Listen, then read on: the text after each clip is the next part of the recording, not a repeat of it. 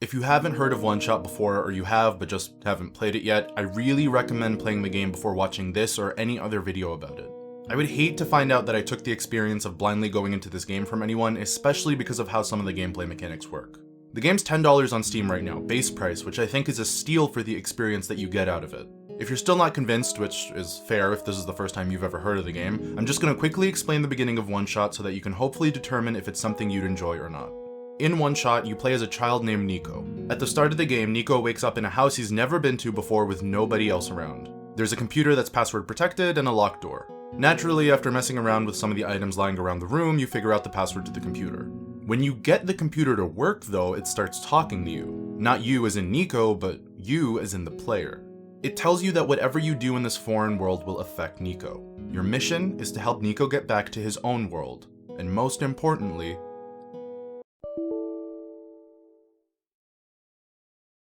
and that's where I'm stopping for now. If any of that seemed interesting to you at all, I really can't recommend enough that you at least give this game a chance. If you've played the game or just don't care at this point, or even if you've played the game after watching the video's opening and can't get enough of it so you came back for more one-shot talk, then great, let's begin. Just so as not to gloss over the opening of the game, the first time I played OneShot, that Windows error message really did a great job of creeping me out. Here I am, playing what from my understanding was supposed to be a wholesome, charming RPG like any other, when suddenly Windows error messages start popping up on my computer warning me about losing, I think?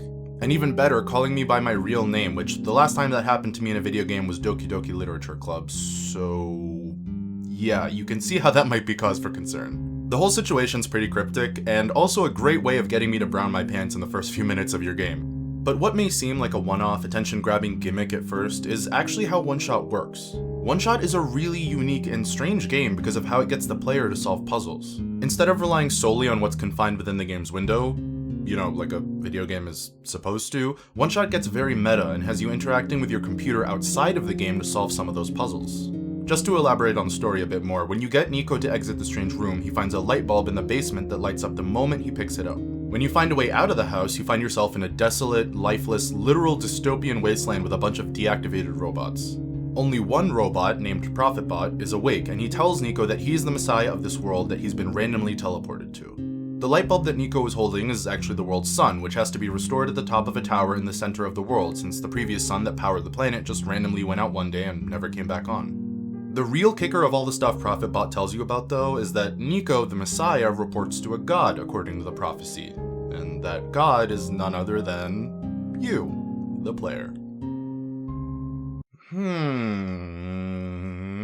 Between the terrifying Windows error message with my name at the start and finding out that I'm this world's god, at this point I was definitely hooked on OneShot. But not really out of excitement or awe like with most other games. This was more curiosity, motivated by confusion and just a hint of fear, if I'm being honest. I mean, the game just showed that it's capable of directly interacting with me, the real human controlling the video game with a real keyboard and a real mouse through my very real computer's operating system. And now I'm also apparently a god and have an obligation to save this world by controlling this kid that looks like a cat but isn't one. If that doesn't get most people committed to seeing what the rest of the game has to offer, I really don't know what would. So your goal now is to make it through the Barrens, which is where you start, travel through the Glen, the second area of the game, and then get to the refuge where the tower is. From there, you put the sun at the top of the tower and restore life to the world? Or happiness, I think? I'm not really sure. The direct consequences of restoring the sun aren't really made clear in OneShot, it's just implied that placing the sun at the top of the tower will prevent an extinction level event and somehow fix all the world's problems at the same time. There's no battle system or combat, no pacifist or genocide routes, you just set out on this journey to install a light bulb in a tower and save the world, I guess. But as you progress through the world, things start getting increasingly strange. When you turn the power back on in the Barrens and reactivate all the broken robots, for instance, the computer from earlier comes back and tells you that you need a code to unlock a safe that has an item that Nico will need to progress. And this code, this document, if you will, no longer exists in the world that Nico is in. It's somewhere else. You see where this is going? Well, if you happen to check your documents folder on your computer, lo and behold, there's a text file that contains the code for the in-game safe. So not only is the game capable of summoning OS error messages, but it's also hidden files on your computer that you need to find to beat the game.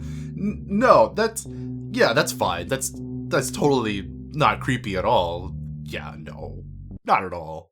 There's other cheeky stuff the game does to grab the player's attention and make them think outside the box, in this case literally, but by now you get the gist of how it works. The game employs these mechanics to erase the barrier between the game itself and the player's environment, all of which plays into the heart of OneShot's story, Nico.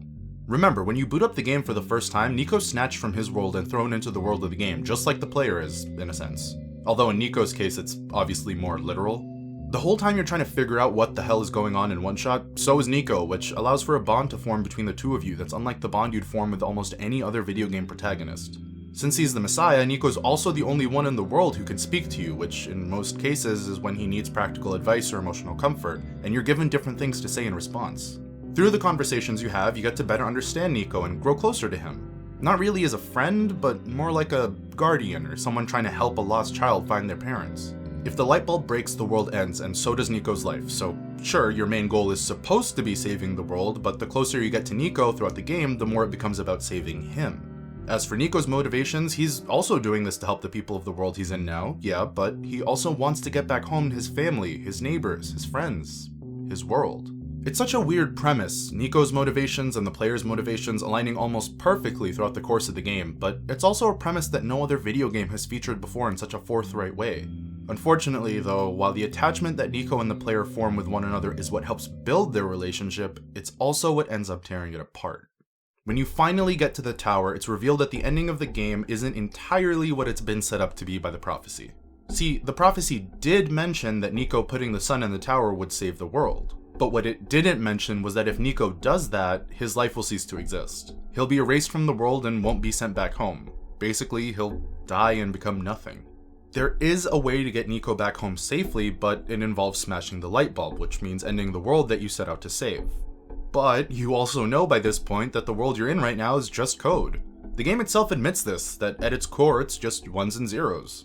Nico, however, is the unknown variable. We don't know if the world he comes from is just code as well, or if it's real like yours, which raises the question, what's the right thing to do? You could be like me and start with the logic that the lives of the many outweigh the life of one, which, sure, that works, but again, those many lives aren't real, they're just pieces of code programmed to behave a specific way. Okay, but if all the NPCs are code, what about Nico? The computer from earlier, the only thing in the game that's been able to directly communicate with you, other than Nico, implies that the world Nico comes from is real, and that piece of information should be good enough of a reason to choose to send him back. If that logic holds true, then you should send Nico home, of course, but what if the computer is just trying to trick you into destroying the world? What if that's what it's really programmed to do? Trick the player into destroying the world for Nico, who for all we really know could just be a creation of the computer designed to deceive you. And then you have to factor in the emotional weight of a decision like this after the relationship you form with Nico throughout this entire journey. I mean, is it right to choose to save someone because you're closer to them than anyone else? Or do you just go back to the beginning of this whole thought process and choose the lives of the many over the life of one? Okay, this has officially gotten to the good place levels of ethical dilemmas. It's presented to you as such a simple decision, either save the world or save Nico. But for me at least, the game stopped being about the world about halfway in and started being about Nico getting home. That doesn't mean I didn't care about saving the world, it just meant I was more dedicated toward helping Nico. While you'd think that would simplify the decision and get me to pick saving Nico automatically, it only made things so much more incredibly messy and difficult to process. I can't just say to hell with this world after all the people in it that helped me help Nico get home, but I also can't just say to hell with Nico and choose what many would deem the more ethical choice because of my emotional attachment to him and the logic presented by the computer right before you have to make the choice. So, what did I end up picking? I think I'd rather not say. Here's why. I see OneShot as an experience. An experience where you surprisingly get strongly emotionally attached to characters and try to overcome the odds stacked up against you to save the world. It's also an experience, though, that doesn't end until you decide which one you value more. And you have to decide, there's no way out. Do you care more about the friend you made along the way, the one you promised to protect and get home safely? Or do you care more about doing the right thing, quote unquote, and saving a world full of people instead? Do you even think there's a right thing to do here, or do you think that the decision is inherently a confusing moral dilemma? Or at the end of the day, do you see all of this as just another decision in just another video game where nothing really matters? The mechanics that OneShot uses to engross the player in its world also end up blurring the lines between that world and the players, which only makes the final and pretty much only choice you're given at the end incredibly difficult to make. I know that there's another ending to the game that you unlock after beating it a second time under certain different conditions, but unlike games like Undertale where the alternate ending system is one of the main highlights, I think I'm mostly content with how things ended in the base playthrough of OneShot. The way I see OneShot is that it's a game that allows you to reflect on your own actions and maybe even know more about yourself at the end than you did at the beginning. And if you ask me, I think that makes it great just the way it is the first time around.